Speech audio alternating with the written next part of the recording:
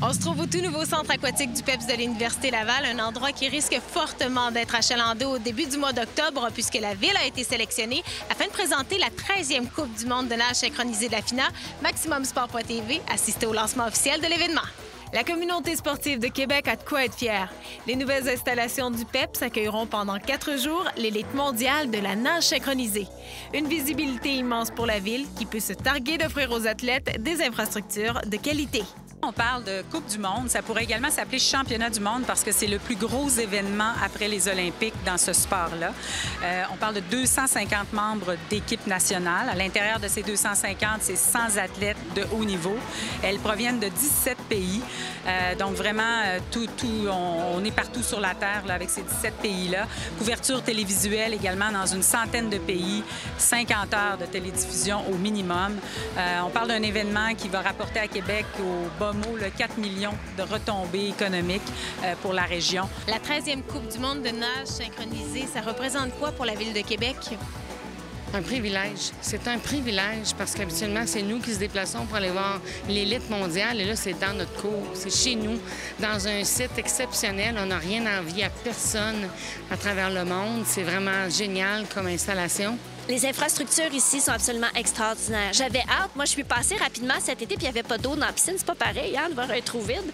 Et là, mais juste de voir le toit, de voir les vitres qu'on voit en haut, puis la décoration aussi, parce qu'on sait qu'il y a l'habillage de la piscine qui doit faire très professionnel. C'est pas n'importe quoi, là. C'est la 2e plus grosse compétition. C'est les Jeux olympiques et la Coupe du monde. Donc, j'avais hâte de voir... Est-ce qu'on va être à la hauteur pour recevoir le monde? Et en entrant ici, on peut marcher la tête très, très haute. C'est vraiment magnifique. Compétitionner au Québec, dans leur environnement, mais également devant leurs proches. Nos nageuses sont préparées tant physiquement que mentalement à gérer ce qui pourrait constituer un stress supplémentaire et à le transformer en énergie positive. Ils ont fait 5 compétitions internationales cette année pour justement apprivoiser la pression. Parce qu'ici, à Québec, en plus, ils sont dans leur pays. Alors, il y a une valeur ajoutée au niveau du stress, là. C'est chez vous, devant tes partisans. Alors, ça se fait à coup de bons psychologues, bons psychologues sportifs, de bons entraîneurs qui savent motiver en même temps qu'ils savent pousser et de faire plein de compétitions pour toi-même apprendre à gérer cette pression-là.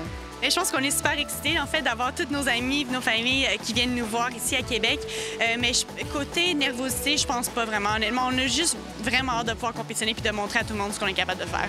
Côté énergie, on va vraiment pouvoir le ressentir à l'extérieur de l'eau. Notre équipe est pleine d'énergie. On va pouvoir, vous allez le voir dans nos visages, dans les mouvements qu'on fait.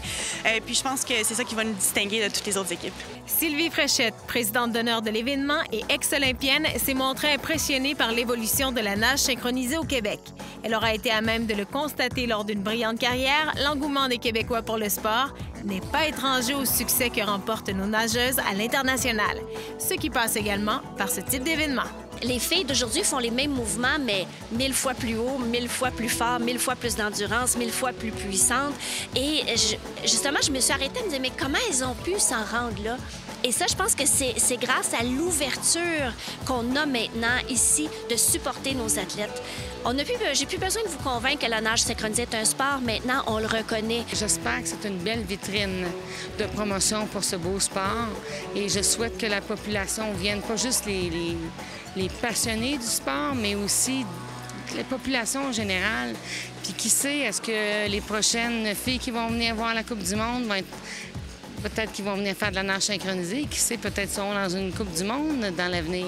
C'est ce qu'on souhaite. On souhaite inspirer celles qui sont déjà passionnées, qui voient le standard mondial, puis on souhaite que la population générale vienne pour trouver de nouvelles adeptes. La Coupe du monde de nage synchronisée, c'est également de nombreux partenaires et bénévoles qui auront tout mis en place afin que tous puissent profiter d'une expérience mémorable. Aussitôt que l'événement est octroyé, ce qui s'est fait il y a à peu près 1 an, mais tout de suite, les équipes se sont mises au travail. Alors oui, c'est beaucoup de gens qui sont derrière ça. On parle d'environ 250 bénévoles, même près de 300 là, qui sont impliqués. Plusieurs de nos clubs de nage synchronisée locaux. On a la chance d'avoir 4 excellents clubs de nage synchro dans la région de Québec, puis également de l'extérieur du Québec qui viennent s'impliquer. Alors, c'est une expérience incroyable aussi pour les bénévoles. On n'a pas besoin de prendre l'avion et puis on a ça chez nous. Alors, c'est une belle expérience pour tout le monde. Avec l'organisation de cette Coupe du monde, les possibilités d'aller chercher de nouveaux événements d'envergure pour la région de Québec se seraient-elles multipliées? On sait que la FINA, c'est aussi le plongeon, c'est la natation traditionnelle.